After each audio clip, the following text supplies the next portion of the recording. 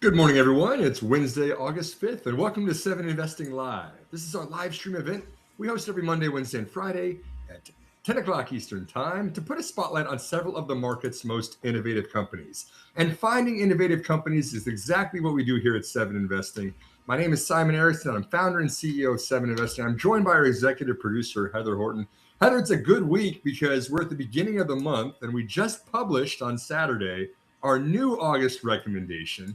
It's an innovative company. It's a small cap company, not one of these huge mega caps you keep hearing out there, but it's also reporting earnings this week. And so we're going to be following along with what's going to be an interesting earnings report for that one. If you want to see the recommendation of this company, an innovator in this field that's been red hot lately, you can go to 7investing.com/subscribe. Get your first 7 days entirely free. We offer a completely risk-free trial for a week. You get to beta test 7 Investing, see our new reports, see our best buys from the last month, and all of our premium content with zero upfront costs. So 7investing.com/subscribe if you want to see our latest recommendation. Speaking of earnings, though, that's not the only company that's reporting this week. We've got a lot of earnings results going on right now, especially with technology. And the company we're going to focus on today is called Upstart Holdings. UPST for the ticker for this one. If you're unfamiliar with the company, they're using AI to facilitate consumer lending. This is a field that's more than $1 trillion in addressable market size. Upstart is using AI models to get an edge over its competitors. And we just got the results for Upstart's second quarter 2026 yesterday. So the title of this show is going to be Upstart, Q2 results, growth, profitable, and finally speaking Wall Street's language. That's important. And the first thing I want to show here is Paul Gu is the new CEO. He's one of the co-founders of the company. He's been around for more than a decade, been the chief technology officer, always been kind of the guy that's been building the AI models and methodically iterating them through the entire existence of this business. But he's taken on the helm here recently. He's taken on the helm as the CEO of the company. Look what he does. He comes out here directly on X, and he started posting a recap of all of the results directly for all of us to see. It's really, really neat that he's 100 days on the job and he comes out and he says, hey, everyone, I'm really excited to be here, but here's kind of the three things that stand out for me in the quarter. And this is kind of the theme of what I want to talk about with Upstart. It's important to understand this is a very, very complex business. There's a lot of things going on behind the scenes. He's using AI to disrupt a market that's $1 trillion and is very, very complex with thousands of inputs that he's using in his models. But Paul is still out there and in 2.5 minutes, distilling all of this down into a language that investors want to speak and kind of highlighting the most important things that we want to see from the business. I love that he's doing this. This is something that he's chosen to do right out there up front. He talked about when they did a share buyback just a couple of weeks ago. Now he's hitting a recap of their second quarter results. Great job, Paul. Great job at the helm. Only 100 days in. I really love to see that. Let's talk about three things here today. I think that Upstart's doing quite well. Again, this is a unique business model where you're actually using AI to facilitate originations. A lot of what Upstart is doing is simply just being the passing through those originations. They're actually going out there originating them. They're using AI to find somebody that looks like they're a legitimate borrower, matching them with the lender that would want to make that loan, and then passing it to the lender themselves, passing it to the bank to take that onto their own balance sheet. Simply a simple, toll booth model, an originator of the loans, you take a fee for doing that, and then it's up to the bank to facilitate the loan. But more and more, Upstart has been using its own algorithms to find those good borrowers and selectively put some of these loans on its own balance sheet, where it's selectively funding the loans and then servicing them throughout the whole life of it. And this gets complex very, very quickly. some of the first things that Upstart would point out is the edge that it has over traditional credit models. And we've got kind of a chart here that Paul put together of saying, how is our model better than traditional models that are out there? It's a neat little chart, kind of a bar chart that shows what they're calling the credit model inaccuracy gap, right? So a 0% gap, which would be lower is better. 0% is perfect. That means the model perfectly predicts everything exactly how it works out. You get the exact right borrower that is absolutely going to repay this loan into exactly the right product, the right loan for them, and then everything just goes perfectly well. You can see these are not ever very perfect models. In fact, the traditional model, as defined by Upstart using more than 1,000 of the proprietary inputs, the traditional credit model inaccuracy that's used by banks and regional banks, when they go out there and they find a lender, they find a borrower, and then they make the loan to them, and then everything kind of follows as they expect, is about 95% inaccuracy. I'll say that again, 95% of the model is still inaccurate, and these are best-in-class models in the industry. And even Upstart, who thinks that theirs is even better than the traditional models used out there for credit modeling, is still at 87% inaccuracy. That doesn't mean they're making bad loans, by the way. This is still very good. They're still finding the right borrowers who, for the most part, are repaying those loans very well. But keep in mind, this is not the jumbo loans made to people that have a FICO credit score of 800 or more. These are going after subprime borrowers where a lot more things can happen. You've got unsecured loans where you don't have collateral like a house or a car to fall back on. Sometimes the APR and the interest rates on these are 20% plus. This is the unserved or underserved part of the market that is ripe for disruption, which is why Upstart exists. So to see the model getting better and better, knowing that they've got a 10-year head start on the competitors is really disruptive and really great to see. I love that Paul is focusing on that first and foremost. But originally, when the company came out, and keeping in mind it's been public for quite a while now, I think Upstart did a little bit too much inside baseball and in the weeds and getting into explaining these things like these credit model inaccuracies and why our model is better and how the inputs of the AI model work. And I don't think that for the most part, as a publicly traded company, I don't think Wall Street really cared about a lot of that stuff in the back. It's good to have that. It's good to show how you've got an edge versus competitors, but you've only got so much time to talk about your quarterly results. They needed to focus more on speaking Wall Street's language. And I think that Upstart recognizes that, and Paul Gu is doing a good job with that. And so now we've gotten a little bit different on how Upstart is reporting. They phased some of their previous things out when they were first publicly traded, and they're focusing on some new metrics right now. Let's take a look at a couple of those first and foremost. Let's look at the number of originations driven by their core personal loans. This is just the number of total originations that they have year over year. It was $4.2 billion, up 50% on the top line. This is how many originations in total Upstart originated during the second quarter. And it's 558,000 loans. That's a lot. That's a lot of loans for, regional. This is a lot more than a regional lender. If you're the Bank of Texas, Bank of Hawaii, Bank of Kentucky, whatever, it's really hard to go out there and find new clients that are really creditworthy. So what do? You partner with Upstart, you pay them a little bit of fee to find those loans, and then you transfer it over. It happened 558,000 times during the quarter, up 50%. Really, really good top line growth on that. And I also want to look at another chart here that shows the unsecured originations, which is sequential growth that's driven by core reacceleration. And this is the borrowers, right? This is like we were talking about before. Anybody can loan to those super prime borrowers, right? That green graph, if you got a credit score of 720 or above, me or Heather could loan you money. We know you're good for it. You're a really, really good, dependable borrower. You're going to repay your loan. This is where the traditional banks are fishing, is in that kind of lighter green at the top. But the edge that Upstart has is in these subprime borrowers or people that are not even subprime, but defined as a FICO score is less than 720. That's where their bread and butter is. And you can say there's unsecured originations in kind of this part of the market. It continues to grow, overall year-over-year growth of 38%. This is the core of the business. This is what Upstart has been working mostly on for the last 10 years plus. They're continuing to do this really, really good, up 38% year over year, 20% quarter over quarter. There's more than enough loans in their core segment of unsecured consumer loans to go around for several more years. They're still tapping into this massive $1 trillion market. But look what else that Upstart is doing really good on the top line. They're going after secured loans now too, which are auto and home loans. And they're continuing to automate and to scale this as well. If we look at the next chart, which shows this was, by the way, the unsecured originations, let's look now at the secured originations. And again, a secured loans mean that you have some kind of collateral to back up the loan if you don't pay it back, right? If you take out a home loan, they don't pay back your mortgage, they take the house. If you take an auto policy out and you don't pay back your auto loan, they take your car. There's some kind of collateral. Now, for you as the borrower, you get a better rate because there's collateral attached. There's also less risk for the lender. And for a while, Upstart didn't play in this market because it was already pretty well served, right? You had big banks who were willing to write auto policies. You'd have home equity lines of credit, things like this. But look at how Upstart has taken the knowledge that it's learned from unsecured loans, the AI models that it's built out on the underserved part of this population, and now they've transferred the automation of this to compete where the larger pool is, to compete against the larger companies in their own backyard. The number of auto loans year over year has quadrupled from 5,000 originations in the second quarter of 2025 to 20,000 in the second quarter of 2026.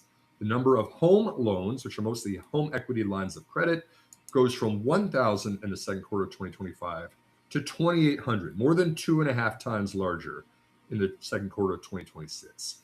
Upstart, these are still very, very small numbers compared to the overall number of loans that they're doing in unsecured, but they're growing very, very quickly. And because they're fully automated, they're becoming more and more profitable now.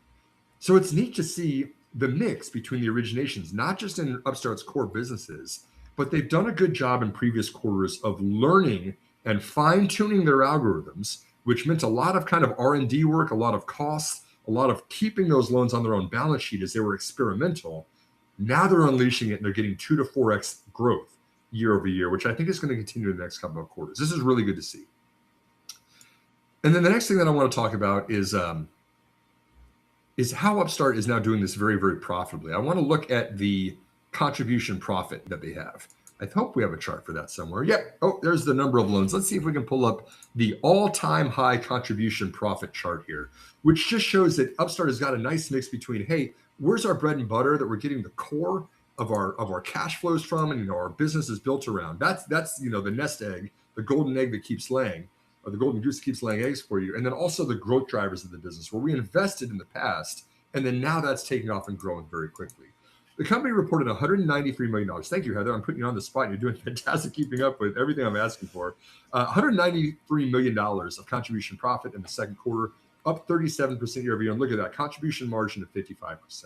Contribution margin takes into account all of the net revenues you get from a loan, whether you're keeping it on your own balance sheet or you're selling it off to someone else, minus all the acquisition costs of the customers. What do you have to pay for the traffic to the site to originate the loan? And if you're holding a loan, what is the cost of keeping that loan on your balance sheet? So 55% contribution margin. This is very, very profitable business, continuing to grow at scale. Fantastic to see for us as investors.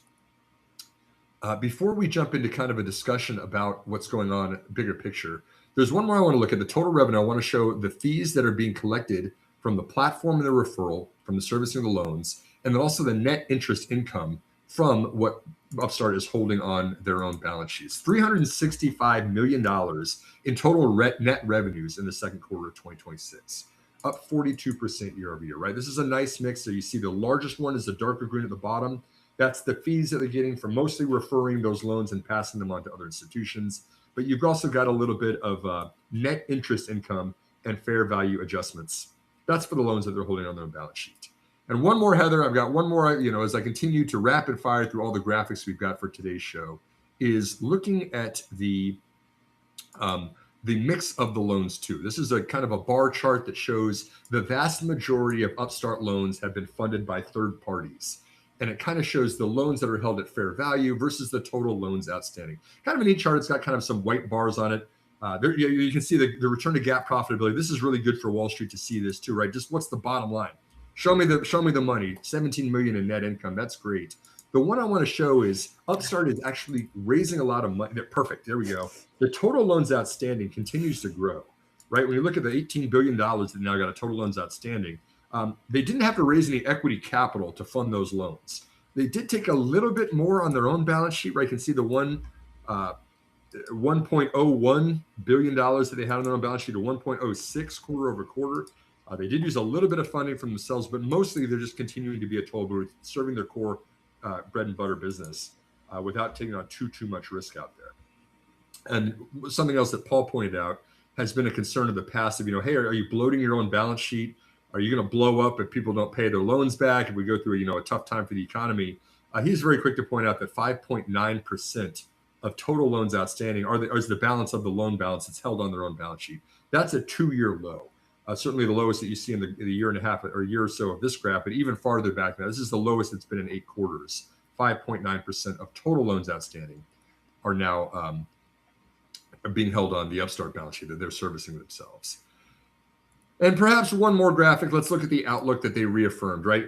Upstart is no longer just managing the business and saying, hey, we got this, guys, we're doing the operations right. Let me tell you all about the AI model complexity, all these other things that are putting people to sleep and having the eyes glaze over for Wall Street. They're actually out there saying, hey, we're going to speak your language. Look, we're GAAP profitable. We reported positive net income. And we're going to give you not just a forecast for this fiscal year, but a 3-year target of where we see this business going through 2028.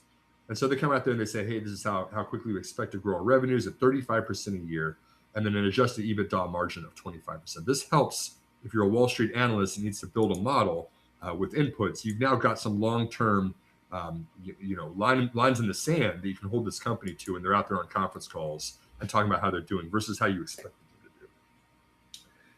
So we put this all together.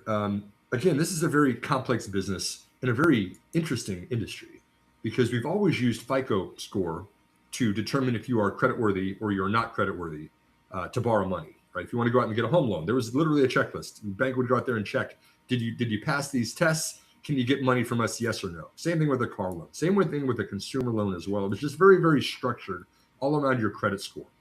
Upstart says we're not following the FICO score anymore. We're going to have our own proprietary model that's going to use more than 1,000 data points and fully automate this, where you don't even have an agent or a loan officer that's right there talking to you on the phone. It's just 99% of this in due time is going to be completely automated. And you're going to get a decision in a couple of minutes.